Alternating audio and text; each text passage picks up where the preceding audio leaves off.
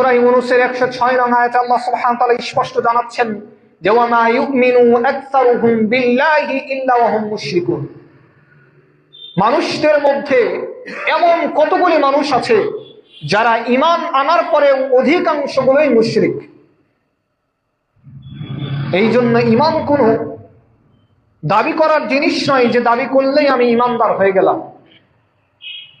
অতীতে মুসলমানরা বিজয় লাভ করেছে ঈমান বিল গায়বের প্রতি তাদের আস্থা, বিশ্বাস এবং ধারণা সুদৃঢ় থাকার কারণে আজও যদি মুসলমান তাদের ঈমান বিল গায়ব মজবুত করতে পারে, শক্তিশালী ঈমান বিল গায়ব হতে পারে, তাহলে আজও মুসলমানরা গোটা পৃথিবীতে বিজয় লাভ করবে ইনশাআল্লাহ। তবে মুসলমানদের সব থেকে ঘাটতি হচ্ছে এখানেই যে তারা ঈমান বিল গায়বের প্রতি, অদৃশ্যের বিশ্বাসের প্রতি তারা দুর্বল। দেখা জিনিস সবাই বিশ্বাস করে, দেখা জিনিস সবাই বিশ্বাস করে। একজন মানুষ আগুনে পুড়ছে, আমি সরাসরি দেখছি, সেটাকে আমি যত দৃঢ়ভাবে বিশ্বাস করি, একজন মানুষ আগুনে পুড়েছে, কেউ আমাকে সংবাদ দিল, সেটা আমি সরাসরি দেখিনি, কিন্তু আমি জানি যে আগুনে পুড়াতে পারে এই শক্তি তার কাছে আছে, এটা আমি নিজে চোখ দিয়ে না দেখার কারণে ওই পরিমাণ ঈমান আমার মধ্যে থাকবে না বা ওই পরিমাণ বিশ্বাস আমার হবে না। অথচ দুইটাই আগুনে পুরা, একটা আমি সংবাদে শুনেছি আর একটা আমি সরাসরি দেখেছি। তাহলে এখানেই যদি মানুষের পার্থক্য হয়, তাহলে মানুষ দেখা জিনিসে বিশ্বাস সবাই করে। ঈমান বিল গায়ব হচ্ছে ওই বিষয় যে বিষয় না দেখেই বিশ্বাস করতে হয়। সম্মানিত উপস্থিতি, আসুন আমরা প্রথমেই জানার চেষ্টা করি ঈমান কাকে বলে। ঈমানের শাব্দিক অর্থ হচ্ছে বিশ্বাস স্থাপন করা। বিশ্বাস কার প্রতি করবেন? ঈমানে মুফাসসালের মধ্যে বলা হয়েছে যে 6টি বিষয়ের উপর বিশ্বাস করার নামই ঈমান। যেমন আমানতু বিল্লাহ, আমি ঈমান আনলাম আল্লাহ তাআলার প্রতি,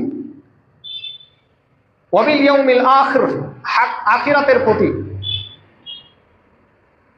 ওয়া মালাইকাতিহি, তার ফেরেশতার প্রতি, ওয়া কুতুবিহি, তার কিতাব সমূহের প্রতি, ওয়াল কদরি খায়রিহি ওয়া শাররিহি মিনাল্লাহি তাআলা, এবং আল্লাহ তাআলার পক্ষ থেকে আসা ভালো মন্দের প্রতি, এবং ওয়া রাসূলিহি, তার রাসূলগণের প্রতি। এই 6টা বিষয়ের প্রতি যারা বিশ্বাস করবে তারাই ঈমানদার। তবে ঈমানের পারিভাষিক অর্থে কিছু মতভেদ রয়েছে।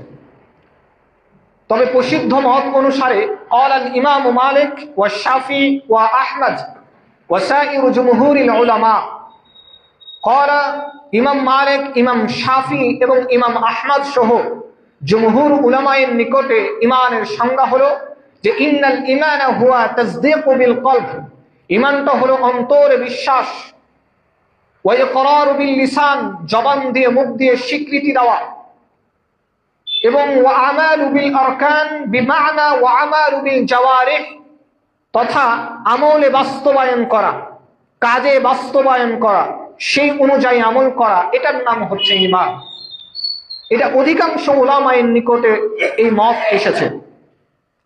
আর ঈমানটা ওয়া আন্নাল ঈমানা ইয়াজিদু বিত-তাআহ ওয়া ইয়ানকুসু বিল মাসিয়াহ, অধিকাংশ আলেমের নিকটে ঈমান এমন বিষয় যে মানুষ সৎ আমল করলে ঈমান বাড়ে, আর মানুষের যখন বদ আমল থাকে তখন মানুষের ঈমান কমে যায়।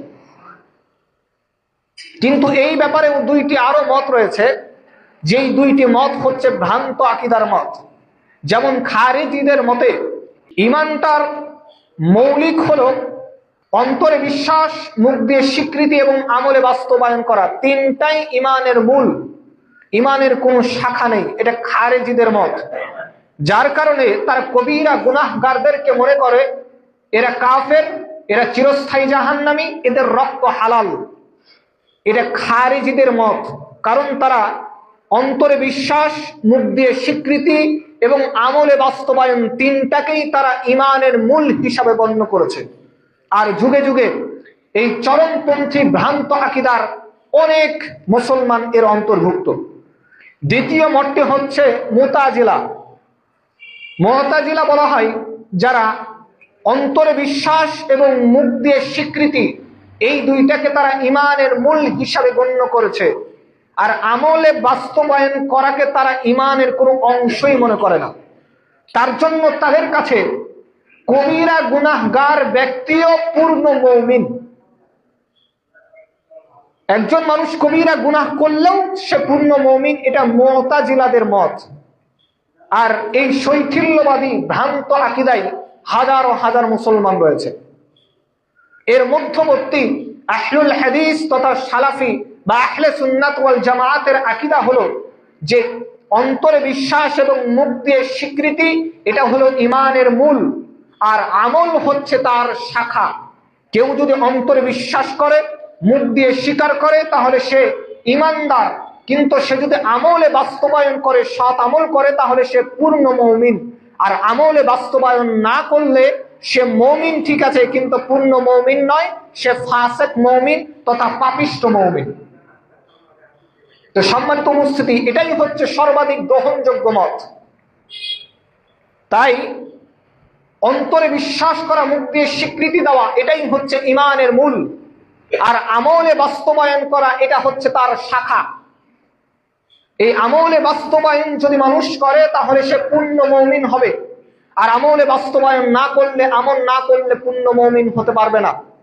কারণ আল্লাহ সুবহানাহু ওয়া তাআলা বিভিন্ন জায়গায় কুরআনুল কারীমে উল্লেখ করেছেন যে যারা ঈমান আনে এবং সৎ আমল করে তারা পূর্ণ মুমিন। এছাড়াও পূর্ণ মুমিনদের অসংখ্য গুণ, অনেক গুণ আল্লাহ তাআলা উল্লেখ করেছেন, অনেক গুণ উল্লেখ করেছেন আল্লাহ সুবহানাহু ওয়া তাআলা। তাহলে ঈমান হচ্ছে অন্তরে বিশ্বাস, মুখ দিয়ে স্বীকার করা এবং কাজে বাস্তবায়ন করা, এটার নাম হচ্ছে ঈমান। সম্মানিত উপস্থিতি, এখন ঈমানটা কি? একজন সাহাবী আবু উমামা রাদিয়াল্লাহু তাআলা আনহু থেকে বর্ণিত হয়েছে, মুসনাদে আহমদ গ্রন্থে হাদিসটি উল্লেখ হয়েছে। তিনি বলছেন যে একজন সাহাবী জিজ্ঞাসা করল আল্লাহর রাসূলকে যে মাল ঈমান, ইয়া রাসূলুল্লাহ ঈমান কি? বিশ্বনবী বললেন যে ইযা সাররাতকা হাসানাতুক, যখন তোমাদের ভালো কাজগুলো, সৎ আমলগুলো তোমাদেরকে আনন্দ প্রদান করবে, উল্লাসিত করবে, ভালো লাগাবে, অন্তরে প্রশান্তি যোগাবে, এবং ওয়াসাআতকা সাইয়্যাতুক, এবং তোমাদের খারাপ কাজগুলো, পাপের কাজগুলো, যেগুলো তোমাদের অজান্তেই হয়ে গেছে, তুমি করতে চাওনি অথচ হয়ে গেছে, সেই বদ আমলগুলো, খারাপ আমলগুলো যখন তোমাকে খারাপ লাগাবে, অন্তরকে অস্থির করে তুলবে, তখন তুমি বুঝবে যে ফাআনতা মুমিন, তুমি মুমিন। অর্থাৎ ঈমানের একটা বড় পরিচয় হচ্ছে যখন মানুষ ভালো আমল করে তখন অন্তরে শান্তি লাগে, ভালো লাগে, আনন্দ লাগে।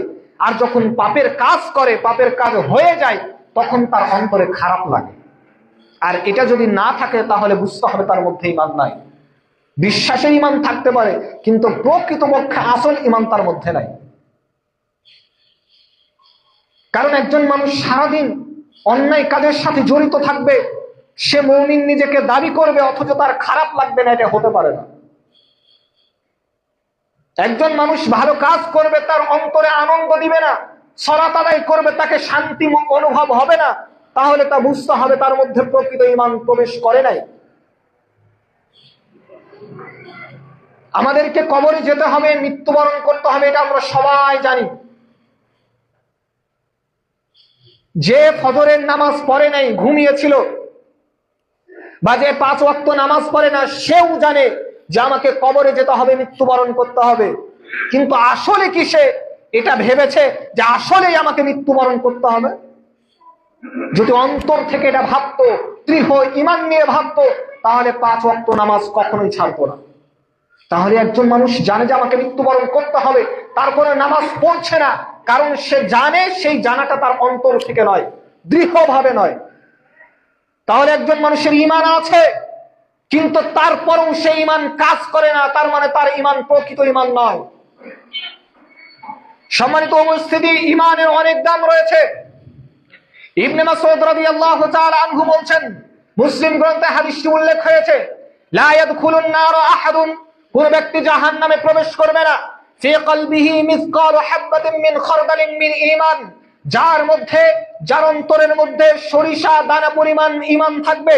ওয়ালা ইয়াদখুলুল জান্নাতা আহাদুন, আর কোন ব্যক্তি জান্নাতে যাবে না, ফি কলবিহি মিসকাল হাববাতিন মিন খারদালিন মিন কিবর, যে যার অন্তরের মধ্যে সরিষা দানা পরিমাণ অহংকার থাকবে, তাহলে এই হাদিসে বোঝা যায় যে সরিষা দানা পরিমাণ ঈমান যদি কারো মধ্যে থাকে সে জাহান্নামে যাবে না, তথা জাহান্নামে যদিও যায় তার আমল খারাপের কারণে, পাপের কারণে, সেই পরিমাণ শাস্তি ভোগ করে বিন্দু পরিমাণ ঈমান থাকার কারণেও তাকে জাহান্নাম থেকে উঠিয়ে আল্লাহ তাআলা জান্নাত প্রদান করবেন। এটা ঈমানের পাওয়ার। জাহান্নামে যাবে না তার মানে একেবারেই যাবে না, বিষয় এমন নয়। যেই পরিমাণ তার পাপ আছে, বদ আমল আছে, সেই পরিমাণ শাস্তি ভোগ করা লাগবে। এরপরে আল্লাহ সুবহানাহু ওয়া তাআলা ওই বিন্দু পরিমাণ ঈমানের কারণে তাকে উঠিয়ে জাহান্নামে দিবেন, জান্নাতে দিবেন। আবু উমামা রাদিয়াল্লাহু তাআলা আনহু বলছেন, তিরমিজি এবং ইবনে মাজার গ্রন্থে হাদিসটি উল্লেখ হয়েছে, তিনি বলছেন বিশ্বনবী সাল্লাল্লাহু আলাইহি ওয়াসাল্লাম বলেছেন যে ওয়াদানি রাব্বি, আমার রব, আমার স্রষ্টা, আমার প্রতিপালক আমার সাথে ওয়াদা করেছেন জাইয়ুদখিলান জান্নাতা মিন উম্মতি ৭০ আলফান, আমার উম্মতের মধ্য থেকে ৭০,০০০ মানুষকে কিয়ামতের মাঠে আল্লাহ সুবহানাহু ওয়া তাআলা জান্নাত প্রদান করবেন। লা হিসাব আলাইহিম, ওই ৭০,০০০ মানুষের কোনো হিসাব হবে না, ওয়ালা আযাবা, এবং ওই ৭০,০০০ মানুষের কোনো শাস্তিও হবে না। মা কুল্লি আলফিন ৭০ আলফান, ওই যে ৭০,০০০ মানুষকে আল্লাহ তাআলা জান্নাত প্রদান করেছেন, ওই প্রত্যেক হাজারের সাথে আরো ৭০ করে হাজার মানুষ তিনি বিনা হিসাবে জান্নাত দিবেন। এছাড়াও বিশ্বনবী বলছেন ওয়াসালাসু হাসায়াতিন মিন হাসায়াতি রাব্বি, আমার রব, আমার স্রষ্টা, আমার প্রতিপালক আরো ৩ অঞ্জলি মানুষকে, ৩ খাবল মানুষকে তিনি জাহান্নাম থেকে উঠিয়ে কিয়ামতের মাঠে জান্নাত প্রদান করবেন। সুবহানাল্লাহি ওয়া বিহামদিহি, আল্লাহু আকবার। যে হাদিসটাই বলছে ৭০,০০০ মানুষকে প্রথম চান্সে আল্লাহ তাআলা জান্নাত প্রদান করবেন, তাদের কোনো শাস্তি নাই, তাদের কোনো হিসাব নাই। দ্বিতীয়ত ওই ৭০,০০০ মানুষের সাথে, প্রত্যেক হাজারের সাথে আরো ৭০ করে হাজার মানুষ তিনি জান্নাত দিবেন। এছাড়াও আল্লাহ তাআলা ৩ অঞ্জলি মানুষকে, ৩ খাবল মানুষকে আবার জান্নাতে দিবেন। সুবহানাল্লাহি ওয়া বিহামদিহি। চিন্তা করেছেন, যদি আপনার মধ্যে ঈমান থাকে, ঈমান থাকে, ওই ৭০,০০০ মানুষের মধ্যে আপনি দাখিল হতে পারেন। নচেত ওই যে ৭০,০০০-এর সাথে আরো ৭০ করে হাজার মানুষ জান্নাতে দিবে, তাদের মধ্যে দাখিল হতে পারেন। নচেত তাদের ওই যে ৩ অঞ্জলি মানুষকে আল্লাহ তাআলা জান্নাত দিবেন, হয়তোবা তাদের মধ্যেও আপনি দাখিল হতে পারেন। কোন একটা পর্যায়ে আপনি চলে যেতে পারেন জান্নাতে। তাই যদি আপনার ঈমান মজবুত হয়, ইনশাআল্লাহ আপনি জান্নাত পাবেন। কিন্তু ঈমান বিল গায়বে আপনার বিশ্বাস কম, দৃঢ়তা কম, আপনি ঈমান বিল গায়বে দৃঢ় মজবুত হতে পারেননি। সম্মানিত উপস্থিতি, তাই আমাদের ঈমানকে হতে হবে একদম পরিপূর্ণ। কারণ আল্লাহ তাআলা বলছেন যে আল্লাযীনা ইউমিনুনা বিল গায়ব, যারা গায়বের প্রতি বিশ্বাস করে।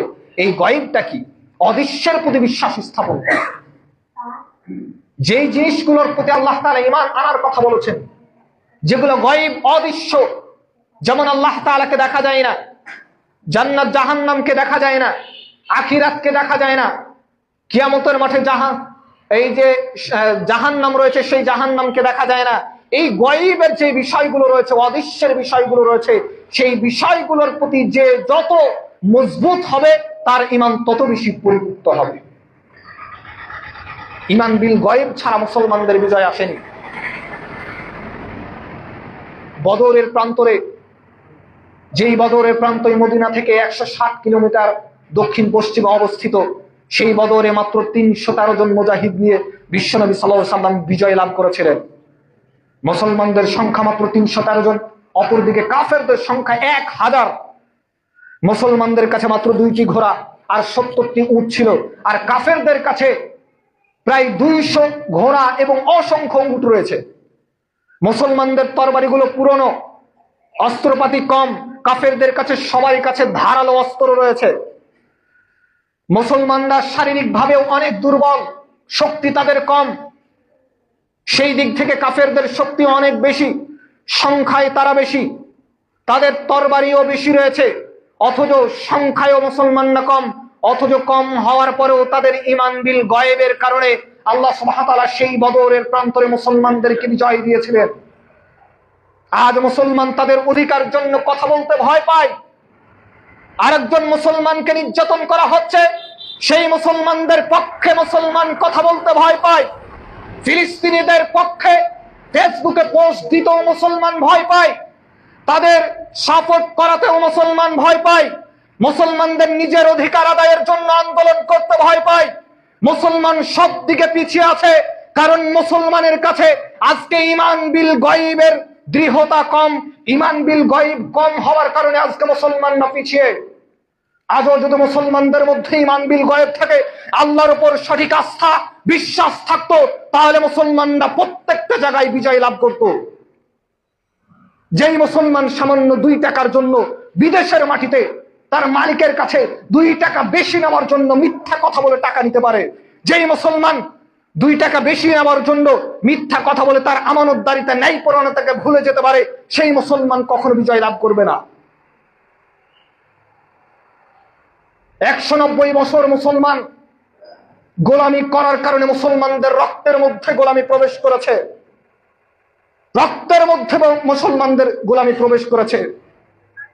2 টাকা বেশি নেওয়ার জন্য মুসলমান আজকে মিথ্যা কথা বলে, নিজের আমানতদারিতাকে ভুলে যায়, নিজের ন্যায়পরায়ণতাকে ভুলে যায়। যেই মুসলমান ন্যায়পরায়ণতা বুঝে না, আমানতদারিতা বুঝে না, সত্য বলা বুঝে না, ওই মুসলমান কিভাবে বিজয় লাভ করবে? যদি বাঁচতে হয় সিংহের মতো মুসলমান, নিজের আমল আকীদা ইসলামের উপর দৃঢ় থেকে বাঁচো। তুমি 1 ঘন্টাও বাঁচলে তোমার 1 ঘন্টার সুনাম গোটা পৃথিবী জুড়ে থাকবে। আর যদি বিড়ালের মতো 1000 বছর বাঁচতে চাও, 1000 বছরে বাঁচা হবে, কিন্তু গোটা পৃথিবীতে তোমার কোনো নাম থাকবে না, অস্তিত্বই থাকবে না। গতকালকে শরীফ ওসমান হাদি মারা গিয়েছে, আমরা সবাই শুনেছি। তিনি কোনো রাজনৈতিক দলের সাথে সম্পর্ক তার ছিল না, তিনি কোনো রাজনৈতিক দলের সাথে ছিল না, কিন্তু তার একটা বক্তব্য যা মুসলমানদের জন্য আমি মনে করি খুবই প্রয়োজন। নির্ভয়ে যে কথাগুলো বলেছে, তার প্রত্যেকটা বক্তব্য নির্ভয়ে কথা বলেছে। তিনি বলেছিলেন, আমার মৃত্যু ছাড়া কোনো জিনিস আমাকে ঠেকাতে পারবে না, আমাকে যদি ঠেকাতে হয় তাহলে একমাত্র ঠেকাতে পারে আমার মৃত্যু। তিনি সেই সাহসিকতা নিয়েই সেই কথাগুলো বলেছিলেন। মুসলমানদের অধিকারের জন্য মুসলমান নিজেদের যে ইসলাম বা দিন, সেই দিনের প্রতি মুসলমানরা আজকে কঠোর নয়। যে মুসলমান মাত্র দাড়ি রাখতে ভয় পায় যে আমাকে জঙ্গি বলবে, দাড়ি রাখলে আমার চাকরি চলে যাবে, সেই মুসলমান কিভাবে বিজয় লাভ করবে? 500 বছর বেঁচে থাকা যাবে, কিন্তু সিংহের মতো ভয় না করে 1 ঘন্টা বেঁচে থাকো, সারা পৃথিবীতে তোমার নাম থাকবে। নিজের দিনের প্রতি কঠোর হতে হবে, কঠিন হতে হবে। আমি আমার দিন পালন করব, আমি আমার দিন পালন করব, তাতে কার কি করার আছে করে নেক। আমার ইসলাম, আমার দিন আমি পালন করব। আজকে গোটা পৃথিবীতে ইহুদিরা রাজ করছে, তাদের পাওয়ারে গোটা পৃথিবী চলছে। কেন চলছে? কারণ তারা একদিকে যেমন শিক্ষা ব্যবস্থায় উন্নত, তেমন তারা তাদের দিনের প্রতি খুবই কঠোর। আজকে আমরা সময় পাইলে মোবাইল চাপি, রাস্তাঘাটে চললে মোবাইল চাপি, ট্রেনে বাসে যাতায়াতের সময় আমরা মোবাইল চাপি, তাদের কাছেও মোবাইল আছে, কিন্তু তারা সময় পাইলে বই পড়ার চেষ্টা করে। তারা তাদের দিনের প্রতি, তাদের যে আদর্শ রয়েছে তার প্রতি তারা কঠোর। তারা মনে করে যে আমার দিন আমি পালন করব, তাতে কার কি করার আছে করে নেই। কিন্তু মুসলমানরা ভয় পায়। তাই ঈমান বিল গায়বের প্রতি দৃঢ় থাকতে হবে, ইসলামকে সর্বাধিক অগ্রাধিকার দিতে হবে, তাতে যার যা আছে যা করার করে নেক। তাই সম্মানিত উপস্থিতি, ঈমান বিল গায়ব, অদৃশ্যের প্রতি ঈমান, আল্লাহর প্রতি সঠিক বিশ্বাস ধারণা রাখতে হবে। তাহলে ইনশাআল্লাহ আমল ঈমান বিল গায়ব যদি আমাদের মজবুত হয়, যেই বদরের প্রান্তরে 313 জন মুজাহিদ নিয়ে আল্লাহ সুবহানাহু ওয়া তাআলা বিজয় দান করেছিলেন, ইনশাআল্লাহ আজও মুসলমানদের বিজয় হবে। যেখানে আল্লাহ সুবহানাহু ওয়া তাআলা মূসা আলাইহিস সালামকে ফিরআউন কবল থেকে হেফাজত করেছিলেন ঈমান বিল গায়বের কারণে, আজকেও মুসলমানদেরকে ইনশাআল্লাহ সেই থেকে মুসলমানদেরকেও আল্লাহ তাআলা হেফাজত করতে পারেন। তাই আসুন আল্লাহ সুবহানাহু ওয়া তাআলা আমাদেরকে যেন ঈমান বিল গায়বের প্রতি দৃঢ় থাকার, মজবুত থাকার তৌফিক দান করেন। আমরা বলছি আল্লাহুম্মা আমিন। সর্বশেষ একটা কথা বলবো, 5 ওয়াক্ত সালাত, 5 ওয়াক্ত সালাত মুসলমান দাবি করতে গেলে, এটা আমি সব খুতবায় বলি, মুসলমান দাবি করতে গেলে, মুসলমান দাবি করতে গেলে 5 ওয়াক্ত সালাতের বিকল্প কোনো নাই। 5 ওয়াক্ত নামাজ পড়াই লাগবে, যে অবস্থায় যেখানেই থাকেন। 5 ওয়াক্ত সালাতকে মিস দিবেন না। যদি দেরিও হয়ে যায়, যদিও কাজা হয়ে যায়, তারপর 5 ওয়াক্ত নামাজকে মিস দিবেন না। আপনার বড় পরিচয় হচ্ছে নামাজ। নামাজের ব্যাপারে বিশ্বনবী সাল্লাল্লাহু আলাইহি ওয়াসাল্লাম সরাসরি কুফর শব্দ উল্লেখ করেছেন, অন্য কোনো ইবাদতের ক্ষেত্রে এটা উল্লেখ করেননি। সাহাবায়ে কেরাম কোন সাহাবীকে কাফের ততক্ষণ মনে করতেন না যতক্ষণ তারা নামাজ না ছাড়তো। নামাজ ছেড়ে দিলে শুধুমাত্র কাফের মনে করতেন। এই জন্য মুনাফিকরা পর্যন্ত মসজিদে এসে 5 ওয়াক্ত নামাজ পড়তো, কারণ তাদেরকেও যেন সাহাবীরা মুনাফিক না মনে করে, তাদেরকেও যেন মুসলিম মনে করে। তাহলে নামাজ ছাড়া মুসলমানদের পরিচয় হতে পারে না। তাই আল্লাহ সুবহানাহু ওয়া তাআলা আমাদেরকে আমাদের দ্বীন পালনে আমরা যেন ত্যাগী হতে পারি, আমাদের দ্বীন পালনে আমরা যেন কঠোর হতে পারি। আল্লাহ সুবহানাহু ওয়া তাআলা আমাদেরকে সেই তৌফিক দান করুন। আমরা বলছি আল্লাহুম্মা আমিন। এই বলে আজকের সংক্ষিপ্ত আলোচনা আমরা এখানে শেষ করলাম। বারাকাল্লাহু লানা ওয়া লাকুম ফিল কুরআনিল আযীম।